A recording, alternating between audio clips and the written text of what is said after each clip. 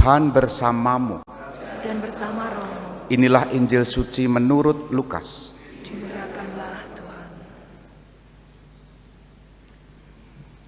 Sekali peristiwa, Yohanes memanggil 2 orang muridnya dan menyuruh mereka bertanya kepada Yesus, "Engkaukah yang ditunggu kedatangannya, atau haruskah kami menantikan orang lain?" Ketika kedua orang itu sampai kepada Yesus, mereka bertanya, "Yohanes Pembaptis menyuruh kami bertanya, engkaukah yang ditunggu-tunggu kedatangannya, atau haruskah kami menantikan orang lain?"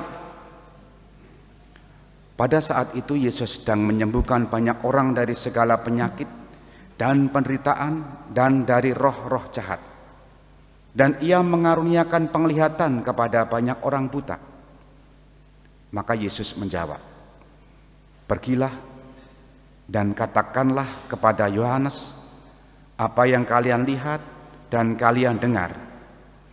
Orang buta melihat, orang lumpuh berjalan, orang kusta menjadi tahir, orang tuli mendengar, orang mati dibangkitkan, dan kepada orang miskin diberitakan kabar baik.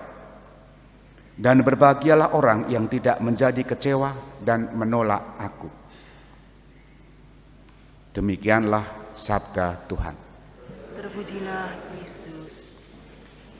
Saudari-saudara yang dikasihi Tuhan, selamat pagi berkah dalam. Seringkali kita memiliki banyak pertanyaan dan pertanyaan-pertanyaan itu membutuhkan jawaban. Itu sudah dikondisikan sejak kita kecil, setidak-tidaknya saya. Sekolah kalau ada pertanyaan harus ada jawaban. Bahkan guru dulu zaman saya SD mengatakan, kamu harus menulis kalau ada jawaban, pertanyaan harus dijawab. Meskipun hanya menulis keliru, itu sudah dapat nilai karena upah menulis. Itu guru SD saya. Diawur pokoknya yuk dibiji itu. Di karang-karang ya akhirnya juga dapat nilai, tapi juga tidak maksimal. Artinya sudah terbentuk dalam diri kita, kalau ada pertanyaan pasti ada jawaban, dan kalau tidak ada jawaban kita tidak lulus atau nilainya kurang dan seterusnya. Itu kalau sekolah. Dalam hidup kita pun seringkali memiliki banyak pertanyaan yang seolah-olah harus ada jawaban. Padahal kenyataannya Bapak Ibu Saudari-saudara, setiap kali kita memiliki pertanyaan kehidupan, misteri hidup kita, masa depan ataupun masa lampau, ternyata jawabannya tidak serta-merta gampang ditemukan. Betul enggak? Bahkan jawabannya sekian tahun lagi, oh maksudnya Tuhan ini. Itu namanya post factum, setelah terjadi peristiwa lalu direfleksikan, oh maksudnya begini dan begitu.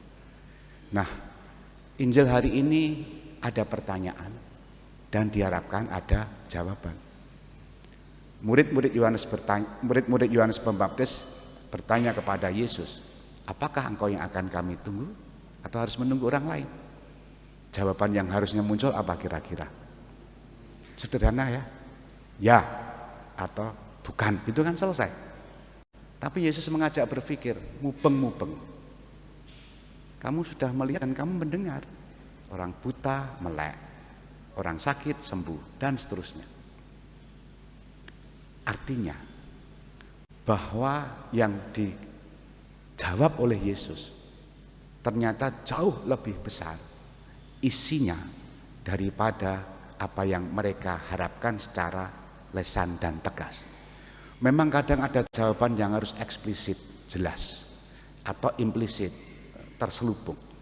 Tetapi yang terselubung kadang juga tidak ditangkap, yang eksplisit pun kadang juga tidak mudah ditangkap karena tergantung daya tangkap masing-masing.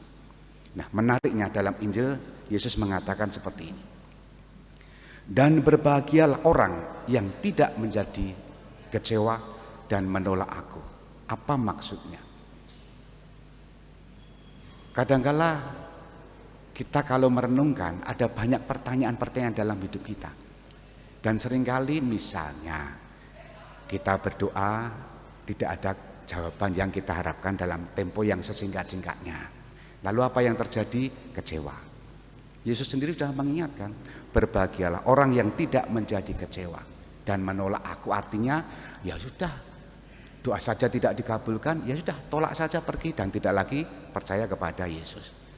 Nah, yang dimaksudkan di sini menurut permenungan saya adalah supaya kita diajak bertahan, supaya kita diajak melihat barangkali pertanyaan-pertanyaan misterius, bukan yang membahayakan, yang menakutkan, tapi lebih pada misteri, pengalaman batin kita, pengalaman batin saya. Tunggu jawaban-jawaban iman itu datang di kemudian hari. Dalam pergumulan apapun, soal keluarga kita, soal pekerjaan kita, soal relasi kita, soal kesehatan kita. Nah, kalau tetap mengandalkan pada Tuhan dan tidak segera membutuhkan jawaban, kita pasti tidak kecewa. Tapi kalau kumudu itu bahasa Indonesia ya, kalau harus segera, asap, as soon as possible, ya kita akan kecewa tentunya. Moga-moga kita makin mengenali tanda yang Tuhan buat untuk hidup kita masing-masing sebagai sosok yang kita nantikan, yang kelahirannya kita rindukan di hari Natal nanti. Kita hening sejenak.